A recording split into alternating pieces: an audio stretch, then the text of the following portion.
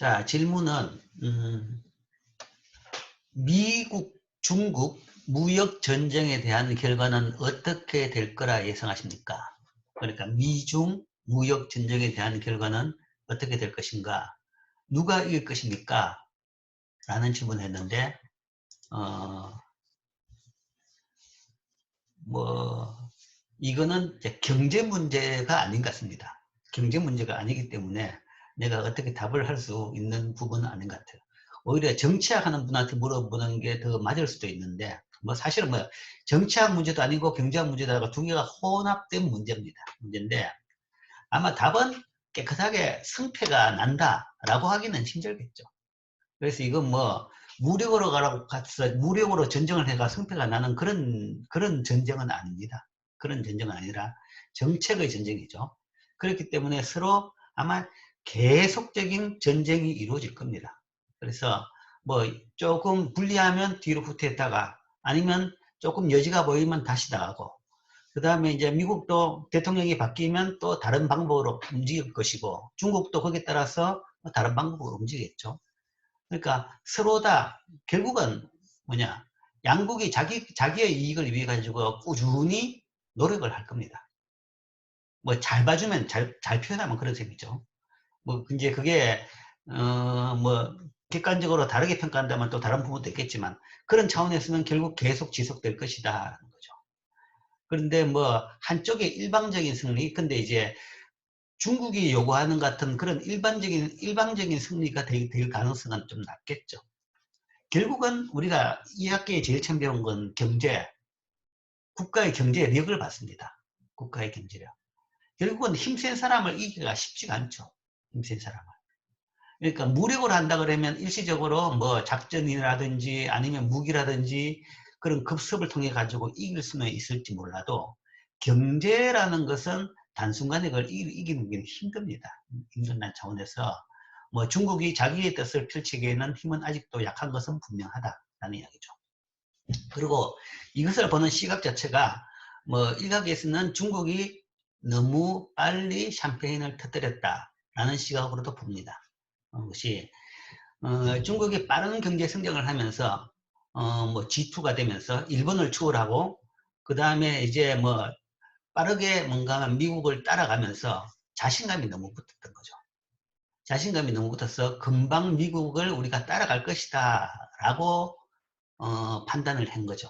아마 그 기점을 뭐 여러 사람들이 평가하기는 2008년, 8년, 9년 정도.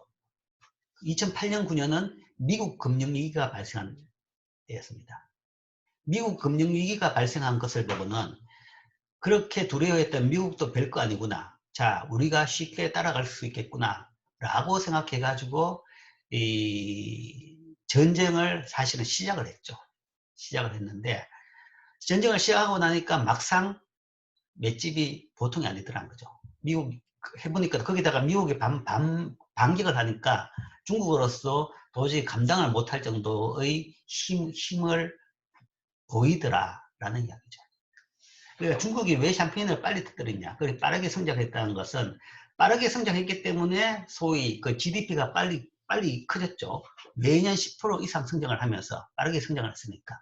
그러면 매년 10% 이상 성장을 계속한다 그러면 몇 년 있으면 GDP를 미국을 따라잡는다. 그러면 우리가 세계 최강국이 된다라고 생각하는데, 자, 여기에 이제 생각을 못하는 것이 우리나라에서도 발생하고 있는 소위 성장률 둔화 현상을 예측을 잘 못했죠. 자기 나라는 계속 성장률이 10% 이상 계속될 줄 알았죠. 그런데 중국은 벌써 성장률이 빠른 속도로 떨어지고 있습니다. 요즘에 이제 7%, 6%, 원래는 6%도 힘들 것 같다. 뭐, 원래는 특이한 해지만 어쨌든. 그리고, 그러니까, 소위 말해서 한국하고 비슷한 그런 현상입니다. 캐치업은 빨리 할 수 있어요. 따라잡기 효과. 그러니까 선진국을 보고, 그거를 똑똑한 사람들을 잘 끌어모아가지고 선진국을 빨리 배워가지고 똑같이 만들면서 그 비슷한 데까지 따라가는 걸 쉽게 할 수 있어요. 그러니까 우리나라가 그걸 잘하는 걸 보고 열심히 우리나라 하는 걸 벤치마킹 가지고 중국이 더 빠르게, 우리나라보다 더 빠르게 그것을 했는 겁니다. 했는데 그러면 그게 계속 될 것이라고 이제 착각을 한 거죠. 근데 이제 대부분 따라가고 나면 그다음부터는 따라갈 기술은 굉장히 어렵습니다. 어렸는데 이제 그걸 잘 몰랐던 거죠. 그래서 뭐 이제 제일 그게 지금 현재 터진 부분이 반도체 부분이죠. 반도체 부분에서 중국이 뭐 한 3년 전만 하더라도 뭐 엄청난 돈을 투자해 가지고 몇 년 내면 뭐 한국은 따라잡겠다. 뭐 반도체 작업률을 뭐 한 70% 정도 올리겠다. 라고 했는데 전혀 성과가 없어요. 왜냐하면 그 기술이라는 것은 그 전에 예를 들어 가지고 경공업 제품이라든지 아니면 일반 뭐 상품 같은 경우에는 그냥 돈만 들이가 공장을 지으면 공장을 지어 가지고 관리 어느 정도 하고 낮은 인건비가 있으면 다 만들 수 있습니다. 그래서 중국이 세계 공장이 됐던 거죠. 그런데 첨단 제품에 대해 가지고는 그 기술은 따라오기가 굉장히 힘들어요. 그 따라오려고 그러면 여러 그 나라의 뭐 과학적인 인프라도 되고, 그 다음에 기술의 인프라도 되고, 그 다음에 인력이 있어야 됩니다. 인력이 있어야 되는 건데, 그거는 단시간에 달성하기가 쉽지가 않은 거죠. 그래서 너무 단시간에 중국이 빠르게 성장할 거라고 사실은 오판을 해가지고 빠른 전쟁을 일으켰는데 보니까 잘 안 되더라라는 게 있는 거죠. 그렇기 때문에 중국은 쉽지가 않을 것이다 라는 게 하나 있습니다. 그리고 어쨌든 뭐 그렇다고 해가지고 미국이 이긴다라고 이야기할 수 있는 그런 건 아니란 이야기죠. 어차피 이 문제는 계속 갑니다. 계속 가는 거죠. 계속 가고 한쪽의 승리와 한쪽의 패배가 있는 건 아니겠죠. 그 다음에 이제 여기서 하나의 문제는 이겁니다. 소위 이제 세계 경제 질서를 배웠습니다. 세계 경제 질서를 배웠는데 세계에는 나름대로 질서가 있습니다. 질서가 있는데 경제 질서도 있고 정치 질서도 있고 뭐 예를 들어서 국경을 결정하는 질서도 있고 바다에 대한 질서도 있고 다 있습니다. 그런데 이제 그 질서에 대해 가지고 뭔가 하면 이제 반대, 그러니까 그 질서에 대해 가지고 반발을 하는 경우가 생기는 거죠. 반발을 하는 경우가 생기는데 소위 그걸 가지고 그 질서에 대해 가지고 그 질서를 선진국들이 다 만들어 놨다. 그렇기 때문에 뒤에 이제 성장하는 개도국은 우리는 선진국 질서가 아니라 우리 나름대로 하겠다라는 거죠. 그런데 그 우리 나름대로 해가지고 그게 딴 나라에 피해가 안 된다 그러면 관계는 없어요. 근데 이제 딴 나라에 피해가 된 경우라면 문제가 되는 거죠. 이게 이제 중국이 대표적인 경우입니다. 지금 현재 제일 큰 무역 분쟁의 가장 근본적인 뒤에 있는 것은 소위 이 남태평양 지역에서의 소위 해상 통행권 문제입니다. 그러니까 중국이 5단권이라고 해가지고 소위 그 중국 남쪽에 있는 바다를 다 자기 바다라고 지금 주장하고 있는 거죠. 자기 내외라고 주장하고 그 다음에 사람도 안 사는 산호초에다가 콘크리트를 부어가지고 거기다가 군사기지를 만들고 있는 거죠. 근데 세계적 질서는 그건 하면 안 된다고 되어 있습니다, 지금. 만약에 그걸 하면 모든 나라가 서로 경쟁적으로 그렇게 하게 되면 이제는 국경이 다 허물어져 버리고 그때부터 다시 또 전쟁을 하는 겁니다. 서로 국경 확정을 위해 가지고. 현재는 뭔가 하면 예를 들어서 뭐 영해 12해리 그러니까 내륙으로부터 아니면 그 사람이 살고 있는 도서로부터 12해리 근처까지만 영해고 나머지는 뭐 딴 모든 나라들이 같이 쓸 수 있는 바다라고 정의되어 있습니다. 그게 현재 세계 해상 질서입니다. 그런데 이제 중국이 그 질서를 깨는 거죠. 중국이 그 질서를 깨가지고 나는 그 질서 인정 못하겠다.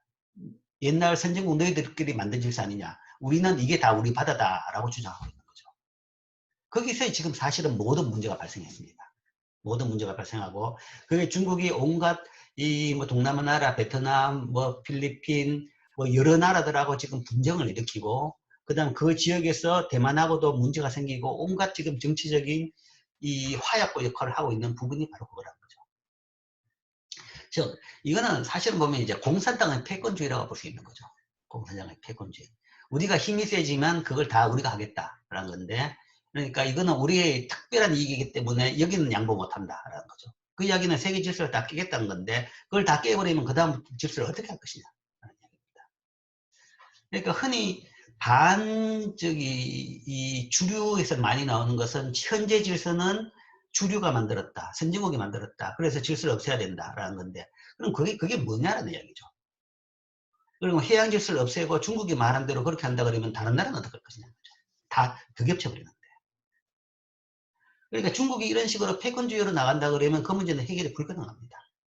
해결이 불가능하고 결국은 세계 이 질서 내에서 서로 공존하는 게 거의 불가능하게 되는 거죠.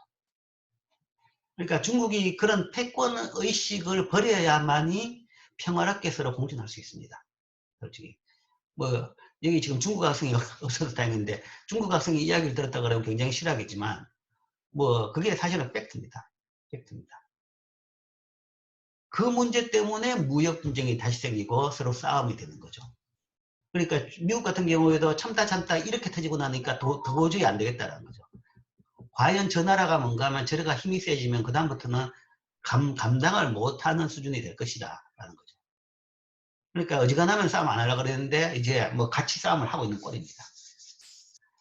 그리고 이제 경제 질서를 이야기한다 그러면 경제 질서를 이야기한다 그러면 현재 경제 질서는 무역과 금융에 대해서 이야기했죠. 그 다음에 실제 이제 기업에 대해 가지고 무역하는 상품의 거래에 있어서 기업 간에 있어서도 나름대로 질서가 있습니다. 질서라는 것이 페어플레이입니다. 페어플레이라는 것은 정부의 개입이 없는 걸로 한다라는 거죠. 시장에 맡긴다는 거죠. 국내에서 자국 내에서 뭘 하는 것은 정부가 어떻게 하든지 그건 관계없습니다. 그러나 무역을 하는 데 있어 가지고는 국가 개입이 없이 한다라는 것이 페어플레이. 왜냐하면 국가가 개입하게 되면 힘센 나라가 더 훨씬 더 유리한 거죠. 그래서 힘센 나라, 경제력이 센 나라가 국가가 기술개발 다 해가지고 기업 보고 수출하도록 만든다. 그러면 그 회사 물건이 전 세계를 다 그냥 장악해버립니다. 그러니까 그런 걸 안 하는 게 페어플레이 원칙입니다. 원칙인데 이제 그 부분에서도 중국은 그 원칙을 많이 깨죠. 그러니까 많은 중국 기업들이 지금 수출하는 많은 기업들이 그게 사실 민간 기업이냐에 대해 가지고 의의가 많은 거죠. 중국의 기업들은 대부분 그 절반 정도 센 기업들은 대부분 국영이다 라는 얘기입니다. 당에서 공산당에서 운영하고 있는 그 기업별로 공산당의 조직이 있고 그 당에서 거의 그 최고 경영자를 그냥 결정하는 그런 식으로 운영되는 부분이 많더라라는 얘기죠. 그리고 그 과정에서 뭔가 기업 운영하는 과정에서 많은 사실은 뭐 불법 행위들도 많이 보이고 그런 거죠. 그러니까 불공정을 통해 가지고 세계 시장에 진출하더라. 옛날같이 뭔가 하면 사서 그 뭐 예를 들어 가지고 생필품이라든지 아니면 조그만 전자제품이라든지 그런 거는 뭐 어떻게 하든 뭐 별 문제가 안 되는데 첨단 상품마저도 그런 식으로 생산해 가지고 그걸 통해 가지고 국가의 이익 차원에서 접근을 하는 부분이 보이더라라는 거죠. 예, 그게 또 문제입니다. 그게 문제죠. 그러니까 그 중국이 계속적으로 그런 식으로 한다 그러면 그거는 중국은 세계 시장에서 뭔가 이 질서 내에서 이 공존하기는 쉽지는 않죠. 공존하기. 지금 그러나 힘이 워낙 세기 때문에 딴 나라는 아무 말을 못하죠. 말을 못하는데 말을 못하는데 이제 그 더 힘센 미국은 거기다 말을 하는 거죠. 뭐 그런 경우 WTO 체제라고 이야기했는데 WTO 체제에서도 결국은 국제무역기구에서도 무역 분쟁이 발생하면 사실은 힘센 나라들이 그 서로 신사적으로 질서를 잘 지켜야지 이 체제가 유지됩니다. 근데 그게 안 지키면 그런 체제는 유지가 안 된다라고 이야기했죠. 그래서 이제 뭐 미국도 물론 그런 차원에서 그 체제를 에 대해 가지고 굉장히 뭔가 하면 뭐 삐딱하게 접근도 많이 합니다. 많이 하는데 더 심한 건 그 체제에 대해서도 사실은 중국입니다. 뭐 오늘 또 기사가 났는데 한번 보여줄까요? 어디서 봤더라? 잠깐만.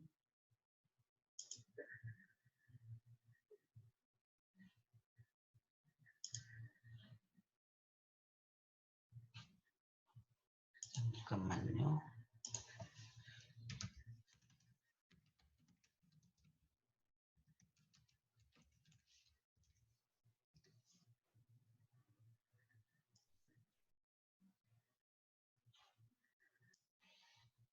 자, 이런 게 있어요. 지금 어제부터 이 기사가 계속 나오는데 호주산 살아있는 랍스터 중국에서 통관 막혀 폐사할 판.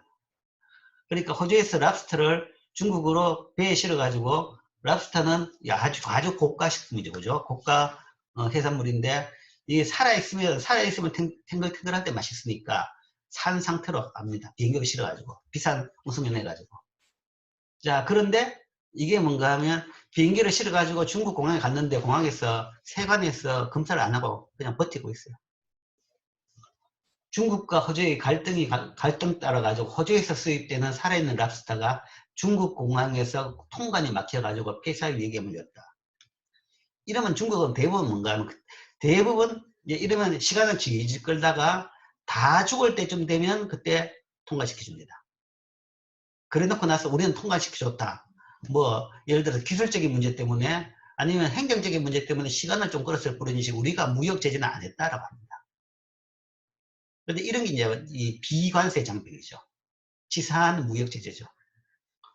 그 다음에 뭐 이것뿐만 아닙니다. 최근에 중국이 호주산 구리, 설탕 수입을 제한했고 보리, 와인, 석탄에 대해 가지고 90% 관세를 부과했습니다.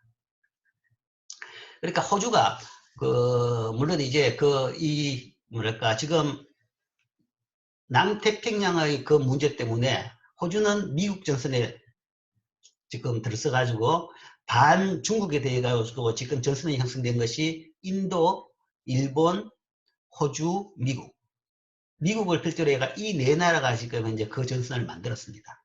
만들어서 옛날 질서를 유지하자라는 차원으로 나온 겁니다. 그러니까 그쪽의 태평양 쪽을 가장 많이 지금 접하고 있는 나라들이 이런 나라들입니다. 해상에서 어느 정도 넓이를 차지하고 그 다음에 군사력을 가진. 뭐 거기다가 더불어서 호주는 또 이번 코로나 사태에 대해 가지고 중국의 책임에 대해서 강하게 세계사회에서 어필을 했죠. 거기에 대한 중국의 보복이 이겁니다. 석탄에 대해서 90% 관세, 보리 수입 관세, 와인 수입 관세. 그러니까 호주에서 중국으로 주로 수출하는 물건에 대해 가지고 핀셋 조치로 해가지고 그냥 보복을 취하는 거죠. 자, 그러면 WTO가 제소해가지고 이건 해결해야지? 안 돼요. 제소해가지고 프로세스 해가지고 중국이 보상해줘라고 판결을 내리더라도 중국은 말을 안 들어요. 자, 이게 문제라는 거죠. 중국에서는 옛날부터 그랬기 때문에 중국은 그런 걸로 유명하고 또한 그런 식으로 한번 가면 거기에 대해서 또 10배의 보복을 취합니다. 그렇기 때문에 겁이 나서 오히려 못 가죠. 우리나라도 마찬가지입니다. 우리나라가 사실은 제일 처음에 언제 걸리냐 그러면 한 15년 전에 마늘 파동 때문에 중국한테 대한통 혼났습니다. 그러니까 가을철 되면 원래 이제 물가 변동이 심하죠.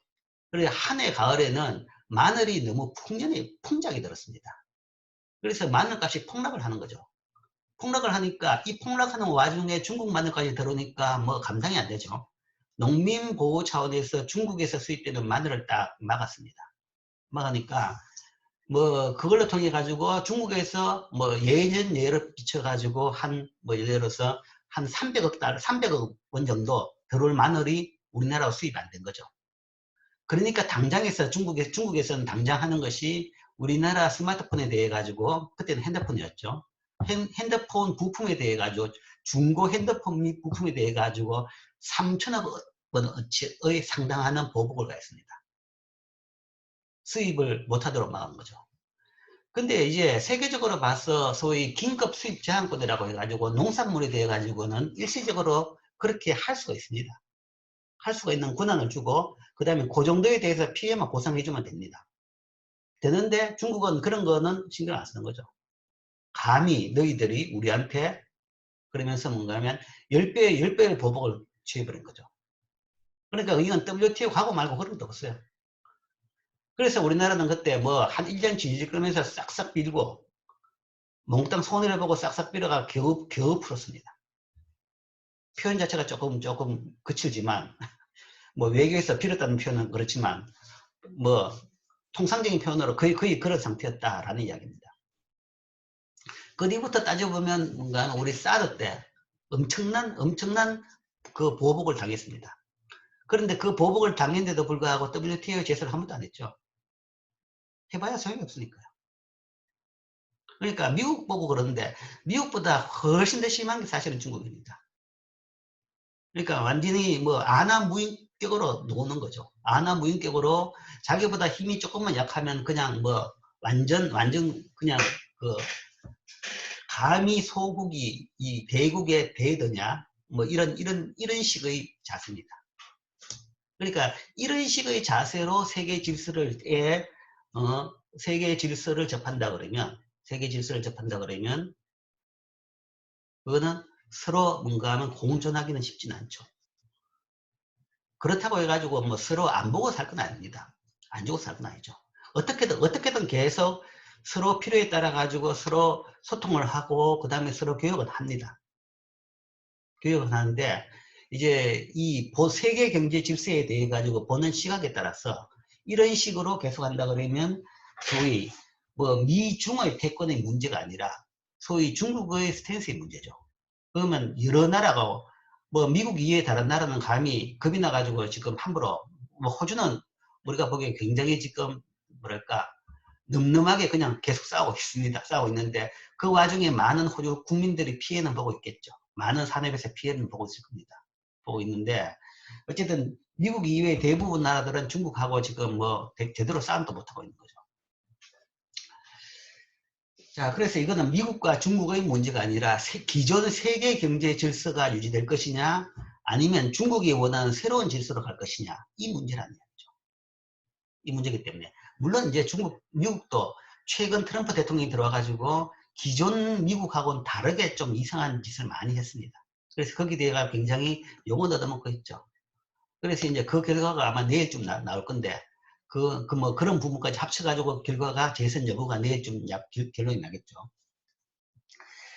자, 그래서 이제 이 미중 무역 분쟁은 결국은 이게 성패의 문제가 아니라 결국 기존 질서와 중국이 원하는 중국 진짜로 중국 우선주의적 질서 이거의 싸움인 것이고 그 싸움의 결판은 쉽게 나지는 않을 것이다.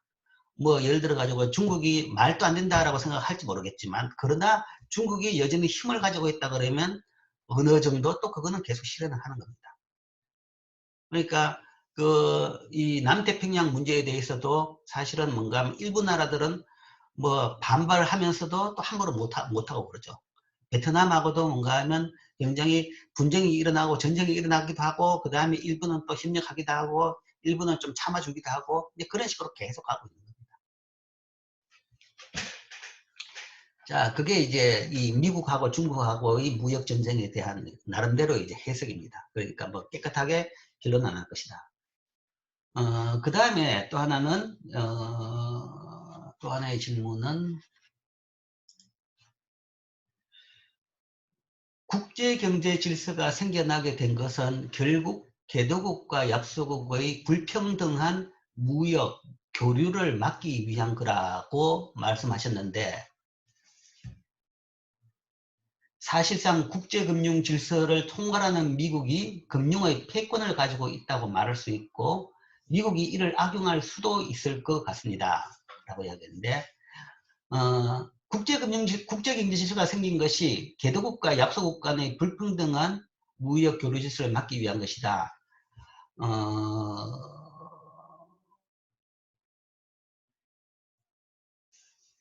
반은 맞고 반은 틀립니다. 이런 표현 자체가. 자, 국제경제 질서가 생겼던 배경에 대해서는 이야기했죠. 2차 대전이 끝날 때쯤 돼서 더 이상 2차 대전과 같은 참화를 막자라는 차원에서 생긴 게 질서입니다. 그래서 결국은 경제 싸움이 인류 공명의 최대의 적이었다. 더 이상 그걸 하지 말자라는 거죠. 그렇다 그러면 그게 이제 그 선진국들이 모여가지고 그때 힘 있는 나라끼리 모여가지고 회의를 했는데 그게 뭔가 하면 개도국들을 위해서 했느냐가 아닌 거죠.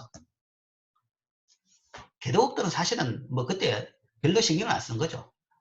그러니까 선진국들 자기들마저도 망하더라라는 걸 경험한 거죠.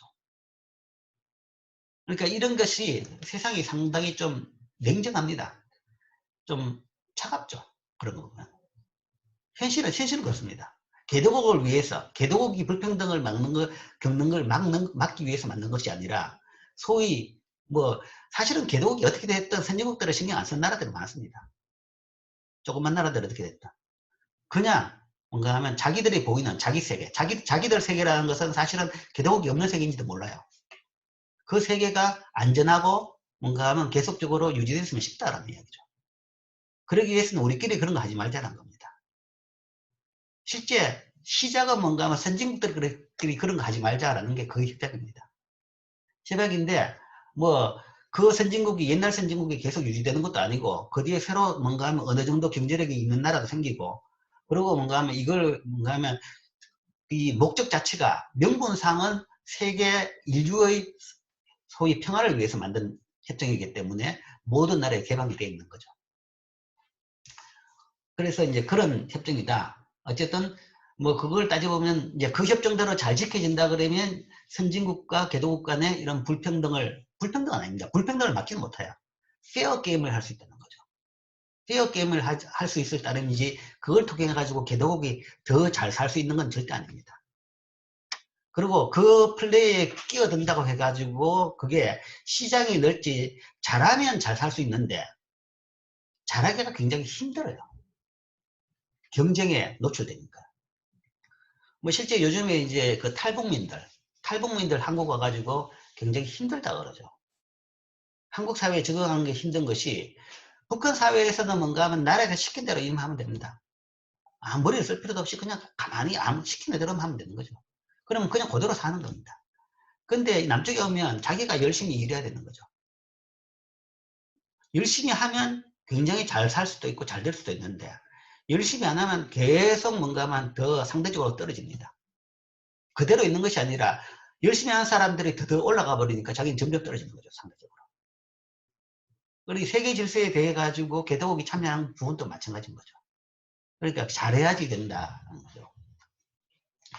그런데 뭐 어쨌든 잘하면 잘 될 수 있는 그런 세계 경제 질서 판은 돼 있다라고 볼 수 있습니다. 개도국을 위해서 약소국을 위해서 만들어진 판은 절대 아니다라는 이야기죠. 사실상 국제금융 질서를 통괄하고 있는 미국이 금융 패권을 가지고 있다. 뭐 그건 맞습니다. 말할 수 있는데 미국이 이를 악용할 수도 있는 거 아니냐라는 건데 이 패권이라는 것에 대해 가지고 너무 이제 정치적으로 해석할 필요는 없다라는 이야기죠. 패권은 어디서 나오냐 그러면 경제력에서 나옵니다. 미국 경제력이 떨어지고 중국 경제력이 올라가면 중국이 자연스럽게 패권을 가지게 됩니다. 일본 경제력이 그렇게 올라갔기 때문에 2차 대전 끝나고 난 뒤에 완전히 깡그리 박살났는 그런 패전국에서 경제 성장이 엄청나게 들어가 지초가 되는 겁니다. 그러고 나니까 일본이 세계적으로 그렇게 힘을 가졌던 거고. 그러나 지금 뭔가 하면 중국에서도 뒤처지면서 이제는 옛날에 비해서 힘이 확 빠지는 거죠. 패권이라는 것은 정치적인 것이 아니라 경제적, 금융도 마찬가지입니다. 금융의 패권이라는 것도 경제력이 센 나라가 금융 패권을 가지는 겁니다. 그게 패권이 있다 없다 그런 문제가 아니라 경제력이 그만큼 세냐 약하냐 이 문제입니다. 흔히 이제 학자 오해를 많이 한 것이 패권이 있는 나라가 경제력이 세진다. 그 반대라는 이야기죠. 패권을 가지고 경제력을 키웠다가 아니고 대부분 인과관계는 경제력이 커졌기 때문에 패권을 가지는 거죠.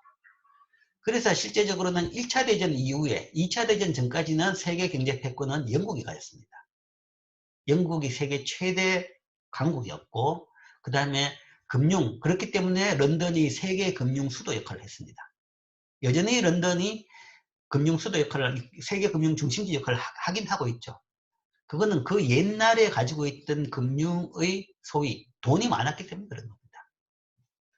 그래서 뭐 패권이 있다. 어느 나라가 패권이 있다. 그래서 그걸 악용한다. 그게 사실은 별 의미가 없습니다.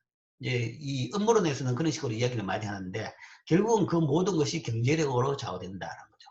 그러니까 경제력이 뭔가 하면 미국이 처지면 점점 현재 추세는 뭔가 하면 미국의 경제력이 처지고 있습니다. 처지고 있어가지고 상대적으로 그러니까 2차 대전 이후부터 해가지고 1980년대까지는 미국이 절대 강국이었습니다. 절대 강국으로서 전 세계 GDP의 절반 이상을 점하면서 절대 강국이었는데 이제 그 뒤 80년대 이후부터 이제 미국이 점점 약해지기 시작해요. 약해지기 시작해가지고 지금 미국의 비중 자체가 상대적으로 많이 줄은 거죠. 그리고 대신 어디가 커졌냐? 뭐 예를 들어 우리나라 같은 경우가 거의 0에서 세계에서 한 10위까지 올라갔고 그 다음에 이제 첫 번째 챌린지는 일본이었죠. 일본이 빠르게 성장하면서 미국 턱 밑에까지 갔던 거죠.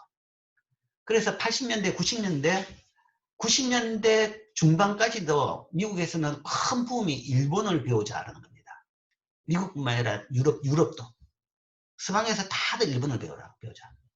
일본이 어떻게 저렇게 빠른 속도로 성장을 했느냐? 소위 일본식 경영 기법이 뭐냐? 뭐 거기에 대해 가지고 엄청난 연구를 하고 많은 책이 쏟아져 나오고 그런 식의 그 뭐 기업 경영에 많은 것을 도입하는 뭐 그런 바람이 불었습니다. 그거는 일본의 경제력이 세졌기 때문에. 그러나 이제 플라자 협정 이후에 일본의 경제력이 약해지고 지금 중국이 세졌죠. 중국이 세지고 나니까 지금은 또 전 세계는 또 다 중국 바람이죠. 다들 중국어 배우려고 그러고 우리나라도 마찬가지가 많은 사람이 중국어 배우려고 그러고 중국을 통해가 뭐 사업에서 사업할 게 없냐 그걸 다 찾고 있는 겁니다.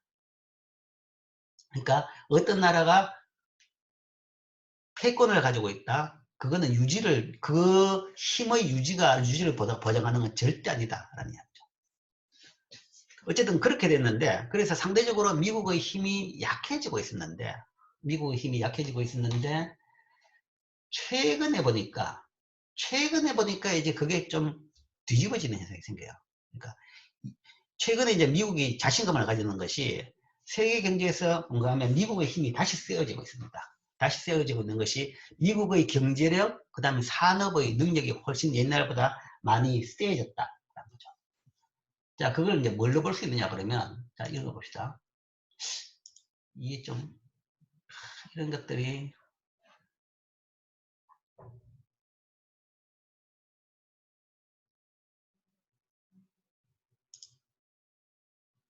이 광고가 자꾸 나와가지고, 예. 자, Top Public Company by Market Capitalization. 그러니까 쉽게 이야기하면 전 세계 기업 순위입니다. 국가를 볼 때 GDP를 통해 가지고 국가의 순위를 봤죠. 경제력. 그 다음 기업의 크기로 봐서 세계 최대 기업이 뭐냐라는 거죠. 물론 이제 이거는 이제 마켓 캐피탈라이제이션, 그러니까 주가를 통해서 본 겁니다. 상장 안 된 주식이 빠지는데 큰 회사는 대부분 상장되어 있어요. 몇몇 빼고는. 그래서 많이 볼 수 있는데, 자 봅시다. 전 세계 최대 회사는 어디냐? 이거는 이게 아마 작년 기준일 겁니다. 작년 말 기준.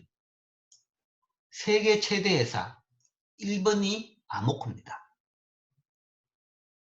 아마 이거 처음 들어보는 사람도 있을 겁니다. 세계 최대 회사. 2번부터는 익숙하죠. 두 번째 큰 회사가 애플, 세 번째 마이크로소프트, 네 번째 아마존, 알파벳. 알파벳은 구글입니다. 구글과 유튜브를 가진 회사가 알파벳이죠. 중국의 알리바바, 페이스북, 텐센트, 게임하는 남자들은 잘 알죠. 그 다음에 뭐 이런 거. 이게 세계 최대 회사들 순서입니다. 1번의 아모코는 사우디아라비아의 국영정유 회사입니다. 국영정유 회사. 이만큼 크다는 이야기죠. 어쨌든 엄청난 회사입니다. 실제 이 회사가 우리나라에 많은 기업을 가지고 있습니다. S오일, 그 다음에 그러니까 옛날 쌍용, S오일도 아모코가 거의 지분의 대부분 절반 정도 가지고, 절반 이상을 가지고 있고, 그 다음에 최근에 뭔가 현대오일뱅크도 거의 지분을 한 10%인가 20%를 최근에 지정을 하고, 기름, 정유 관련돼 가지고 전 세계 기업들을 다 소유하고 있는 엄청나게 큰 회사입니다. 이제 사우디 국영 기업이라서 많이 안 알려졌는데 최근에 상장을 하면서 주식시장에 리스트업하면서 이제 이 내역이 알려졌다. 그래서 작년에 처음으로 상장을 하기 위해서 이 기업의 회계 자료를 공개를 했는데 그걸 보고 전 세계 사람들이 다 깜짝 놀랐습니다. 놀란 것이 그 작년에 공개된 것이 재작년 한 해 동안의 이 회사의 이익인데 이 회사의 한 해 이익이 이 밑에 5개를 다 합친 것보다 더 많더라고요. 기름회사 이 회사의 한 해 이익이 나머지 2등, 3등, 4등, 5등 세계적인 기업들의 엄청나게 이익이 많은 세계적인 기업들의 이익을 다 합친 것보다 그 이익을 많이 내는 그런 엄청난 회사였더라라는 걸 알게 된 거죠. 뭐 그랬지만 이제 올해 같은 경우는 굉장히 힘들겠죠. 왜냐하면 유가에 따라 가지고 굉장히 많이 변하는 회사입니다. 원래 유가가 많이 떨어져 가지고 이 수익성은 굉장히 떨어졌을 겁니다. 자, 이걸 보여주는 이유는 지금 세계 경제 산업이 어떻게 바뀌는가를 여러분들한테 보여주기 위해서 이 리스트를 보여주는 겁니다. 요거 하나가 전통 산업이고 나머지는 몽땅 비전통 산업입니다. 애플, 스마트폰 만드는 회사죠. 공장이 없어요. 공장은 없어요, 이 회사는. 그러니까 기술 개발하는 부서만 있습니다. R&D 인력만 있는 회사입니다. 공장은 다 외주를 주죠. 대만 회사의 중국 공장에서 이 아이폰 스마트폰을 다 만듭니다. 이제는 좀 그게 위험이 커가지고 인도 쪽으로도 생산 공장을 많이 이제 제휴를 하죠. 그 공장을 가지고 있는 것이 아니라 그쪽에다 OEM으로 만들어 오는 겁니다. 여러분 쓰는 아이폰에다.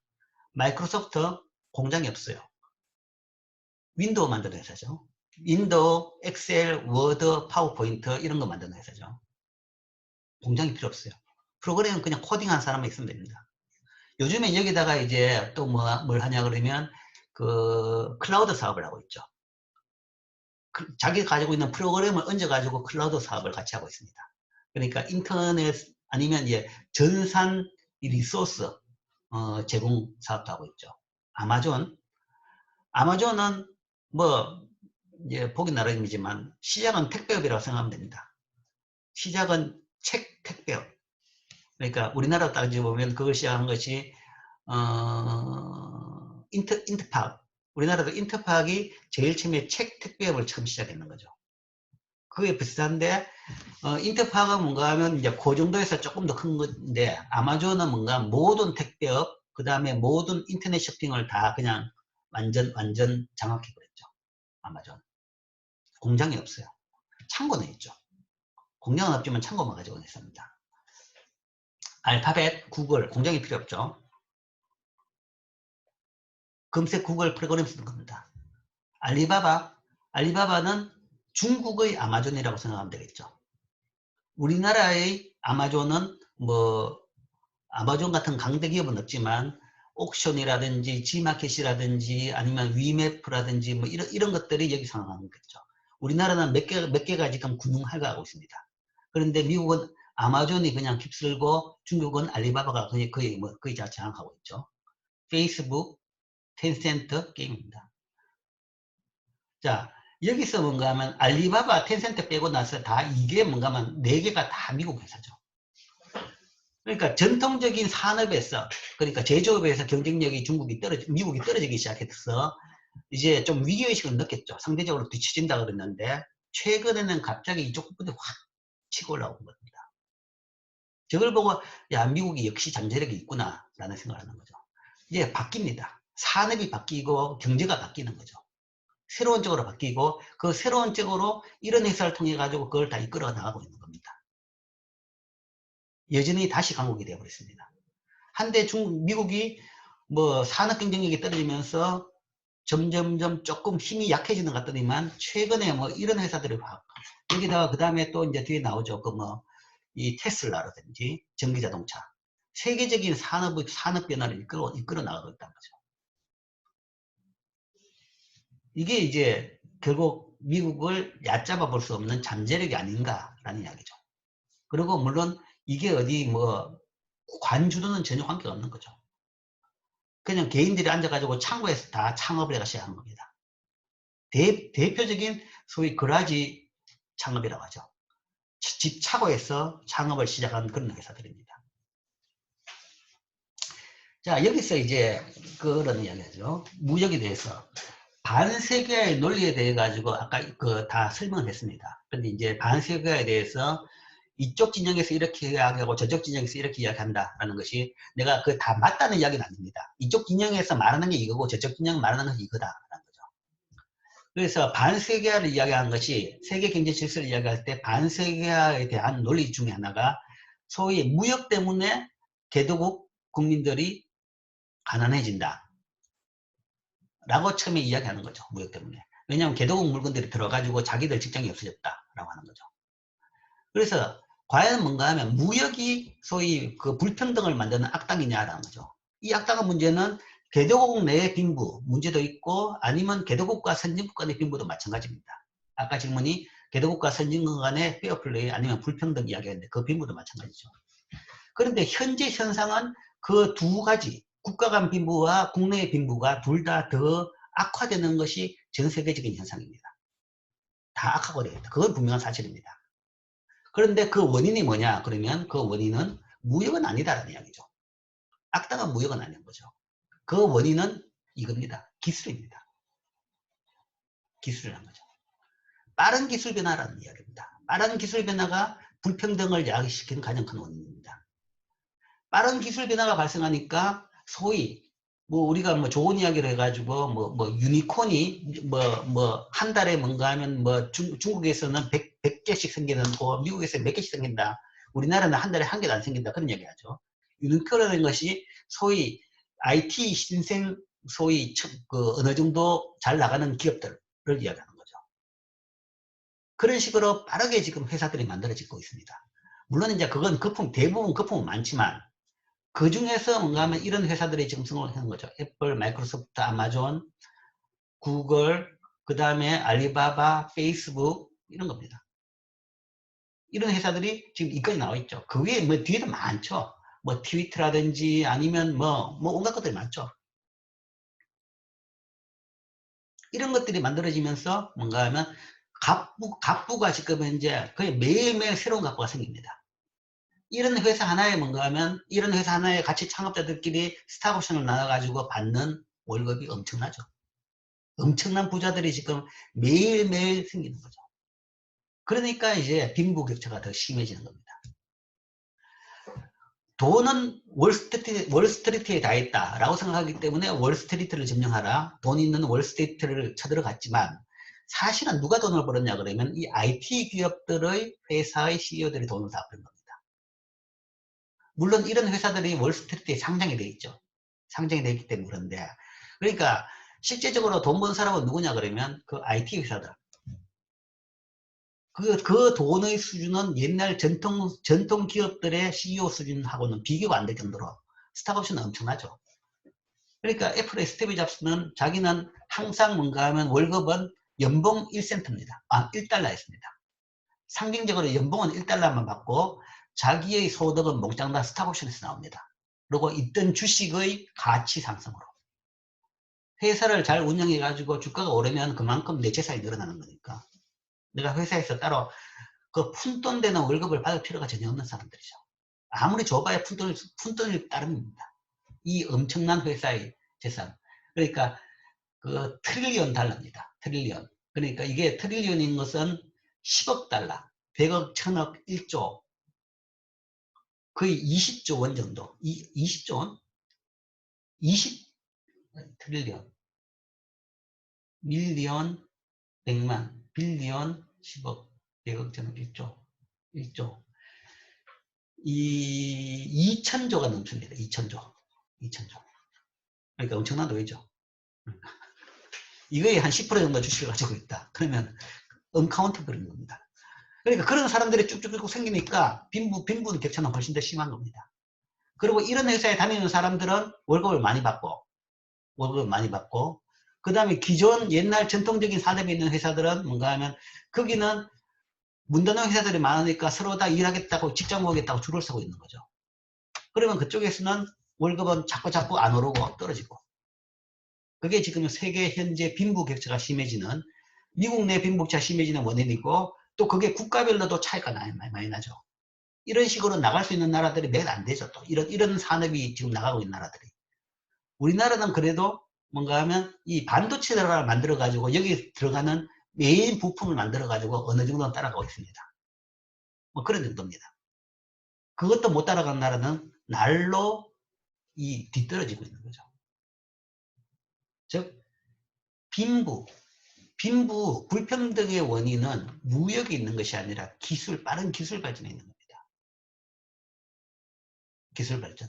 그래서 기계가 인간을 내 직장을 없앤다. 인간을 몰아낸다. 아니야. 더 빠르면 이제 그 부분까지 간다는 거죠.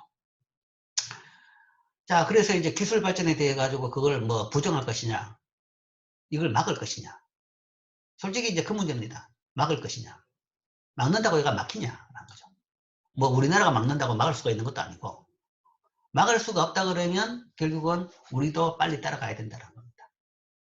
빨리 따라가야지 아니면 처지는 겁니다. 경제 처지는 거 금방입니다. 일본이 G2로서 뭔가 하면 세계 거의 두 번째 강국으로 세계적으로 큰 힘을 쓰고 있었던 나라인데 지금 최근 한 10년, 20년 내에 갑작스럽게 거의 몰락한 상태입니다. 물론 그래도 뭔가 여전히 강대국이지만 그 한 20년 전에 비해 가지고는 굉장히 힘이 빠지는 거죠. 금방입니다. 경제 그러니까 못 따라가는 거는, 그러니까 뒤로 밀리는 거는 금방인 거죠. 그대로 있으면 바로 밀립니다. 그러니까 최소한 남하고 똑같은 속도 정도는, 앞에 선두와 똑같은 속도는 가야지 비슷한 위치를 유지하는 거지. 그것도 못 가면 금방 뒤로 축축축축 빠지는 겁니다. 즉, 이 반세계화 책에서는 뭔가 하면 일단 눈에 보이는 것이 상품이기 때문에 이 상품 때문에 내가 망했다라고 생각하는데, 현실은 그게 아닌 겁니다. 기술, 빠른 기술 변화. 그러니까 이게 항상 그래요. 인류 역사를 보면 변화가 빠를 때는 빈부격차가 심해집니다. 변화가 빠를 때는, 그러니까 더 잘 된 사람이 있고 더 못된 사람이 있고, 그 변화가 심한 거죠.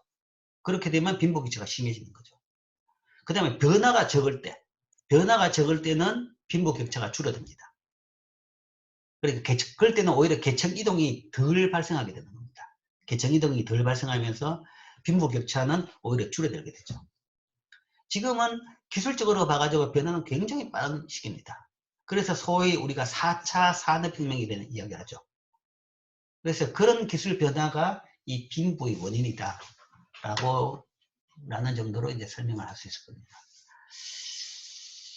자, 그래서 뭐 나름대로 질문에 대해서 답은 했다고 생각하는데, 뭐 질문도 상당히 큰 질문이고, 여기에 대한 답도 상당히 굉장히 큰 부분입니다. 큰 부분이기 때문에 뭐 내가 이런 논리로 이런 이야기를 했다라는 것이지, 그냥 교수가 이런 이야기가 무조건 맞다고 생각하면 안 됩니다. 그거는 여러분들이 그걸 다 이해를 해가지고 이걸 소화를 해가지고 수긍을 해야지. 뭐 수긍을 안 해도 돼요. 그건 관계없습니다. 자기 나름대로 논리로 이걸 이해를 해야 됩니다. 그럼 뭐 이 답에 많은 시간을 사용한 이유는 그래도 중요한 질문이고, 그 다음에 이 메시지가 사실은 이런 부분을 가르친 가장 큰 목적이 이겁니다. 이 세상이 지금 어디로 가고 있느냐라는 거죠. 그러니까 세상이 가는 방향을 알아야지 여러분들이 가는 방향을, 자, 대학을 졸업하면 지금부터 여러분들은 세상으로 들어갑니다. 지금 여러분들은 세상 밖에 있어요. 학생이니까 아주 안락한 안식처에 있는 겁니다. 그러나 대학을 졸업하고 나면 그때부터는 험난한 소위 파고 속에 갑니다. 진짜 세상 속에 들어가는 거죠. 내가 어떤 회사에 가느냐, 거기에 따라 가지고 내 평생이 좌우되기도 하고, 물론 이제 중간에 바꿀 수도 있겠지만, 그러니까 뭐 방향이 결정되는 거죠. 그래서 그걸 선택하는데 이런 세상이 바뀌는 변화하는 방향을 좀 잘 파악하라는 거죠. 잘 보라. 그죠? 그래야지 좀 더 오래 살고, 그 다음에 사회에 기여할 수 있는 그런 이제 선택을 할 수 있겠죠. 자, 뭐 또 그 외 질문.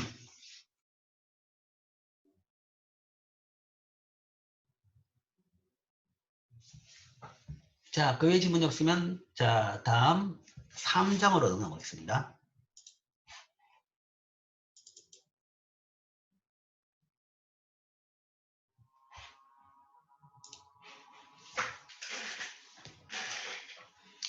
자, 3장에서는 이제 조금 완전히 다른 이슈죠.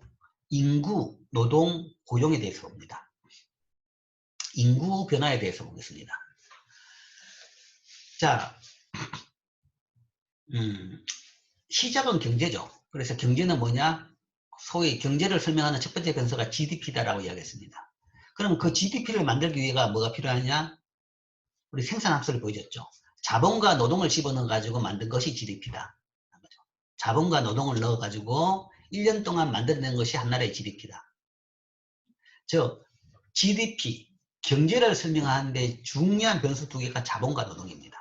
자본과 노동인데, 자본에 대해서는 좀 전문적이기 때문에 이 시간에 설명하기는 쉽지는 않습니다. 그런데 뭐 자본에 대해서는 지금은 이렇게 생각하면 돼요.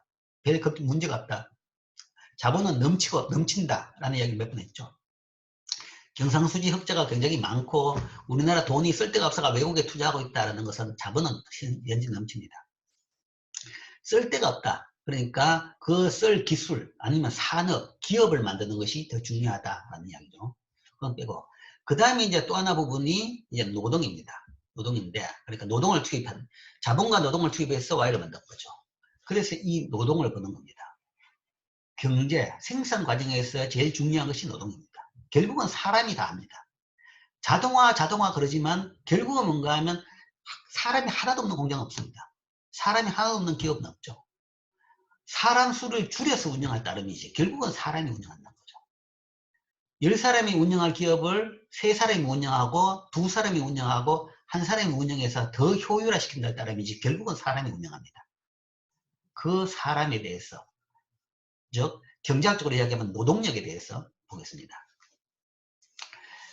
자, 먼저 첫 번째 표가 보면 먼저 이게 여러 개 구성되어 있는데 인구, 총 인구부터 먼저 보고 인구의 변화. 뭐 많은 이야기를 들었을 겁니다. 고령화 문제, 생산 가능 인구가 준다, 뭐 그런 내용. 전체 우리나라 인구의 변화를 보고 그 다음에 그 중에서 경제활동 인구, 경제활동 인구라는 것이 뭐냐 정리를 좀 보고 그 다음에 이거의 변화. 그러니까 직접 생산 과정에 투입할 수 있는 인구는 어떻게 바뀌는지 그 내용에 대해서 한번 봅니다. 그리고 여기에서 뭐 실업률, 뭐 고용률, 뭐 이런 경제활동 참가율 이런 경제 관련 인구 지표들을 조금 이제 공부하게 될 겁니다. 그 다음 그 부분들은 산업별 부분입니다. 산업별. 산업별로 어떤 산업에서 고용이 많이 이루어지는지 하는 거죠. 즉 어떤 산업이 성장 산업이고 어떤 산업이 좀 퇴보 산업이냐. 여러분들의 직장을 선택하는데 아마 도움이 좀 될 수도 있겠죠.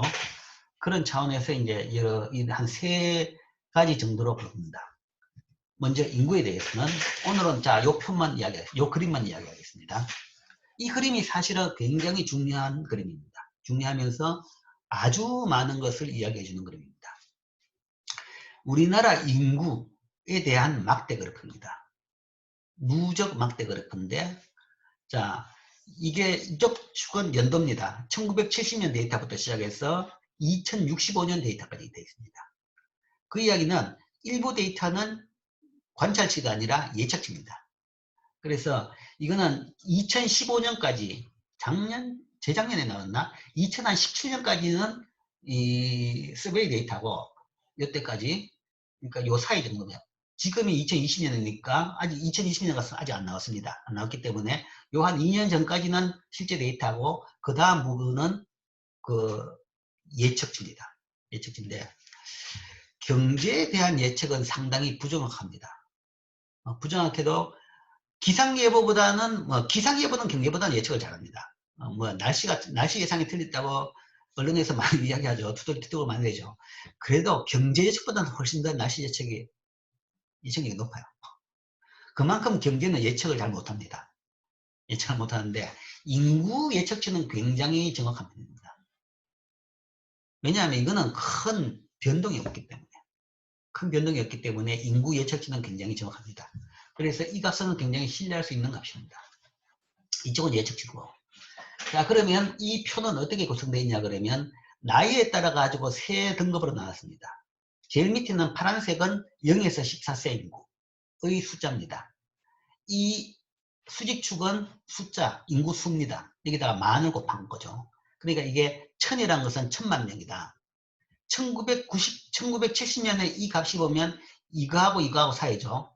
한 1400 정도쯤 되죠. 그죠? 1000하고 2000 사이에 1000에 조금 가까우니까 한 1400 정도다. 그 이야기는 0에서 14세 인구의 숫자가 1400만 명이었다. 1400만 명이고, 그 다음에 이 빨간색은 15세에서 64세 인구입니다. 인구라서 이 인구는 요 높이가 1000만이고 요게 600만이었죠. 거기다 요 좀 더 합치면 한 1700, 1800만 명 정도 됐다. 1700, 1800 정도 됐다. 하는 것이고, 그 다음에 요 위에 녹색, 연두색 같은 경우에는 65세 이상 인구입니다. 65세 이상 인구는 여기는 얼마 안 되죠. 끼게야 100만 명? 그것도 안 될 수가 있겠죠. 어쨌든 조금 있더라. 그럼 다 합치면 얼마냐? 다 합치면 이 높이는 3,200 내지 300 정도죠. 자, 1970년 우리나라 인구는 3,200만, 3,300만 정도다. 라는 걸 나타낸 거죠. 그러니까 전체 높이가 우리나라 총인구고, 그 다음에 각각의 높이가 연령상 부분입니다. 그래서 이게 뭔가 하면 0에서 14세고, 이 중간이 15세에서 64세, 이 연두색이 65세 이상. 그럼 이 나이의 기준이 뭐냐? 그러면 이게 바로 생산 가능 인구의 기준입니다. 15세에서 64세의 인구를 생산 가능 인구라고 이야기합니다. 즉 일을 할 수 있는 나이다. 그 이야기는 이것보다 밑에 0에서 14세 인구는 유소년 인구라고 해서 우리가 일을 하면 안 된다고 봅니다. 그러니까 일을 시키면 안 되는 보호하고 성장하고 교육받는 크는 나이다 라고 보는 거죠. 유소년 인구라고 보고 15세부터가 우리가 생산 가능 인구고 정식으로 취업해서 일을 할 수 있는, 그러니까 중졸까지는 유소년 인구고 이제 고졸 정도, 그러니까 중졸을 하고 나면 고등학생부터는 이제 취업을 할 수 있는 거죠. 지금은 의무교육이 고등학교까지 바뀌었지만 얼마 전까지는 뭐 초등학교였다가 이제 중학교까지 했었죠. 그런 개념인 거죠. 그래서 이게 이제 정식 일할 수 있는 거고, 그 다음에 여기 연두색 65세 이상은 이제 은퇴해가지고 이제 나이가 많이 들면 이제 행동하기가 힘들고 일을 하기가 힘든 나이다. 은퇴한 나이다. 늙어서 일하기에 적절하지 않은 나이다. 그래, 노령인구, 노인이다. 라는 이야기죠. 그래서 그런 차원에서 인구를 저렇게 세 개로 분류합니다. 물론 이제 뭐 이걸 가지고 그냥 활용 차원에서 본다는 것보다는 그냥 기능 차원에서 그렇게 분류한 거죠. 그래서 이제 65세 이상 되면 뭐 열심히 일했으니까 이제 좀 쉬시라, 뭐 힘든 일 하지 마시라, 뭐 이런 차원으로 보는 거죠. 물론 이 기준은 굉장히 옛날에 만든 기준입니다. 1800년대에 만들어진 기준입니다. 그래서 요즘 세상에는 안 맞을 수도 있어요. 요즘 세상이라는 것은 뭐 100년 전에 비해서는 사람들의 전반적인 건강이 발전됐고 건강 상태가 좋아졌고, 그렇기 때문에 요즘 65세는 나는 청년인데 라고 생각하는 사람들이 많아요. 그렇기 때문에 지금 이 기준을 다시 이제 고치자라는 그런 논의도 꽤 있긴 있습니다. 그러나 아직까지는 뭔가 하면 이게 세계적으로 이 수준 기준을 쓰고 있기 때문에 그 기준 내에서 이야기를 봅시다. 그래서 이게 그러니까 유소년, 이게 생산 가능 인구, 이게 그 고령 인구, 노인 인구다. 고령 인구다. 자, 용어가 들어갔는데, 그래서 유소년 인구, 생산 가능 인구, 고령 인구, 이렇게 이제 세 개를 듭니다. 이 표는 사실은 다음 시간에 설명하겠는데, 용어를 한번 다시 보여주겠습니다. 유소년 인구고, 요거 생산 가능 인구고, 65세 이상은 우리가 고령 인구다. 속칭 노령이라고 그러는데 용어로는 고령 인구다 라고 이야기합니다. 유소년, 생산 가능, 고령, 이렇게 세 개로 나누죠. 자, 여기서 이제 중요한 것은 이 추세입니다. 먼저 총수를 봅시다. 총 숫자를 보면 총 숫자가 이 제일 위에 높이죠. 총 우리나라 총 인구입니다. 이게 계속 늘어났습니다. 여기 없지만 1960년대는 2,500만이었습니다. 60년대 2,500만인 것이 지금은 5천만을 넘었습니다. 더블 이상 인구가 늘어났다라는 거죠. 1960년에 비해서 60년 동안의 인구가 더블 이상 늘어났죠.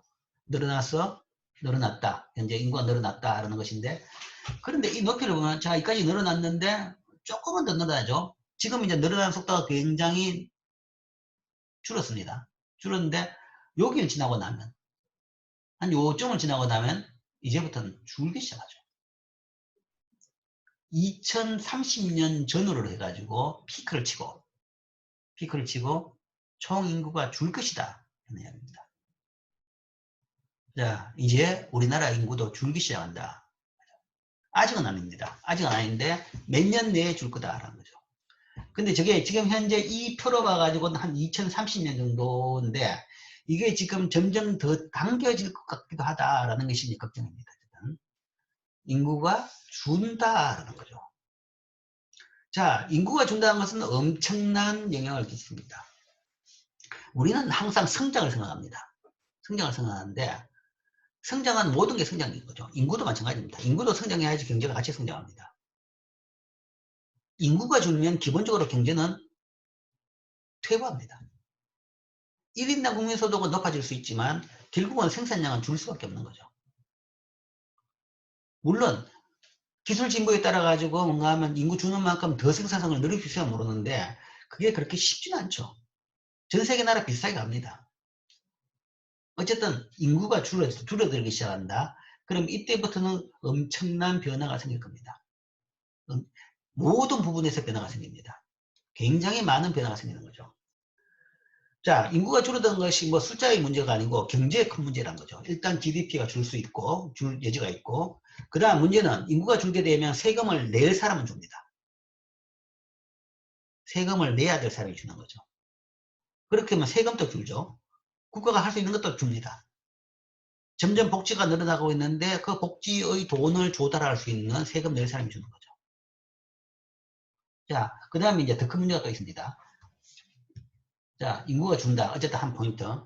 그러니까 여러분들이 직장 생활을 시작하고 금방 그때부터 인구가 줄기 시작합니다.